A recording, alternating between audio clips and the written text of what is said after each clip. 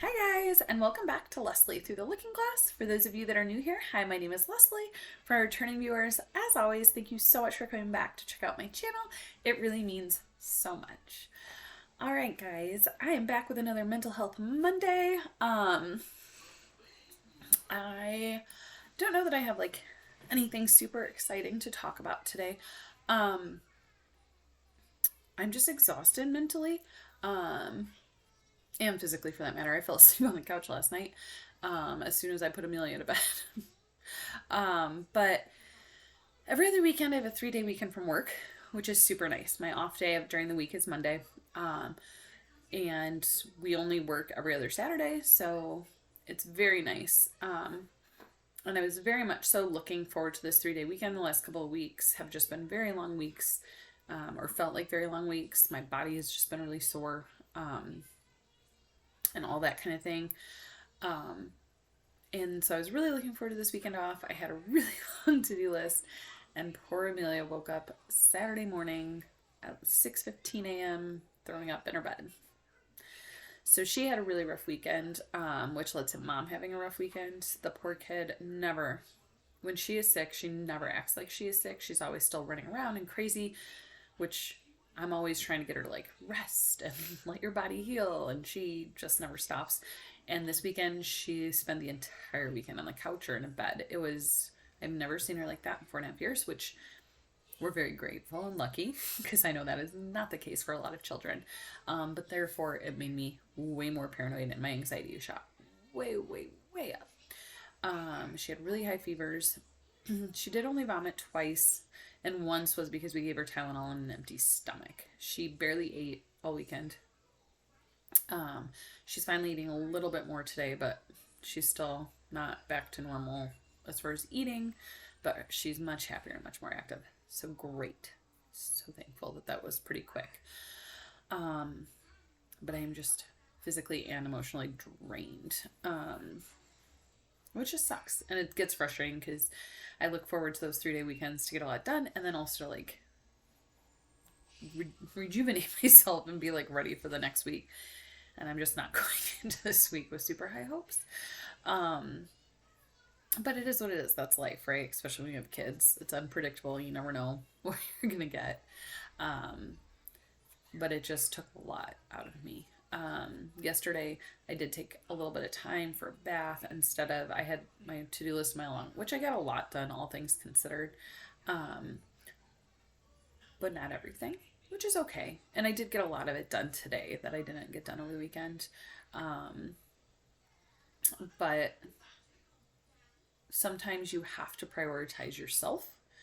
So like I had stuff I wanted to get done, but none of it was like, this needs to happen right now. So I just kind of pushed some things back a little bit and took a bath and relaxed and just kind of tried to zone out for a little bit while she was napping, which thankfully did help.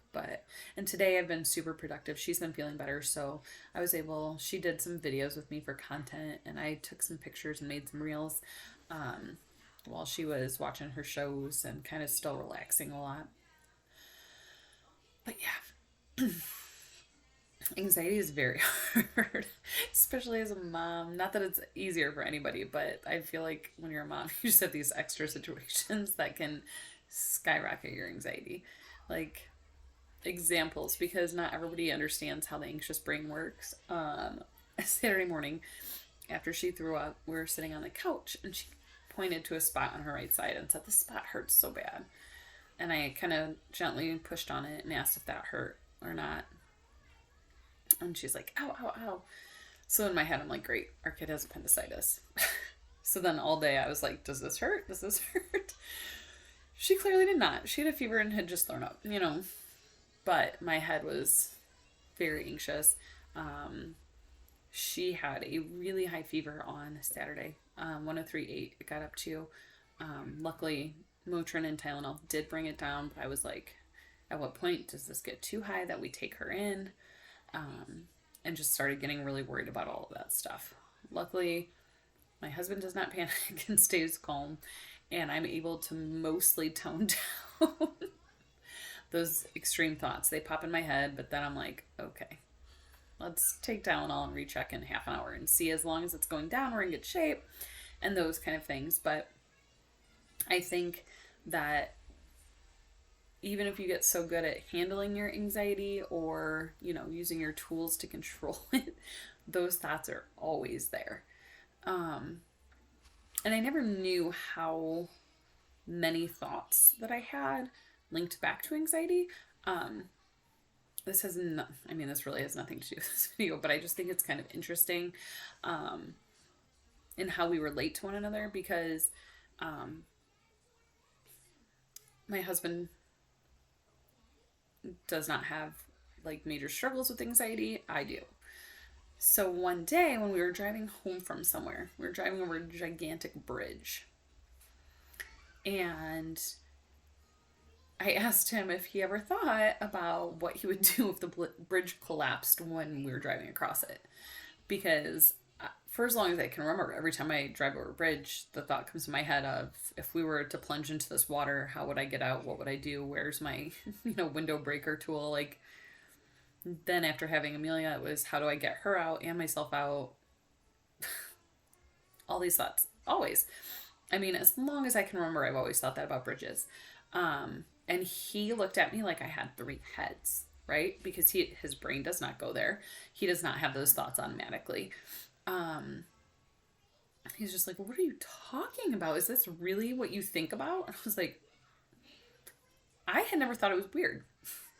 It was something I was so used to. I just assumed everybody had these kind of thoughts and plans of what to do if those thoughts came true. So I think it's really important to just remember that your anxious thoughts are just, they are going to be there. It's just how you reason them and how you react to them. But yeah, luckily everybody's on the mend. Most of our things got done, and hopefully the week is going to be better. And next weekend's already Easter somehow. No idea how that happened. But yeah, that's all I really have today, guys. I just kind of wanted to update you and then just share, like, if you have these anxious thoughts, you might not, or don't even realize what some of your anxious thoughts are. You're not alone in that capacity. And as long as you do your best to try to control them and not get stuck in them, you're doing a good job. And if you're still working on that, keep working, because you're still doing a good job, and it's okay. But yeah, that's all I really have today, guys. Like I said, I didn't have much, but just wanted to share those things because I know other moms get anxious about their babies too. And I know lots of people deal with anxiety and probably have thoughts like I do about escape plans and if your car was to fall off a bridge. And for those of you who maybe don't have anxiety and watch this maybe gives you a little insight into how the brain kind of just goes on its own little path and gets triggered with anxiety. Anyways, enough rambling. Bye, guys. I hope everybody has a great week. I will see you guys Saturday. I think we will have an unboxing video for you from a giveaway we won. Talk to you guys later. Bye.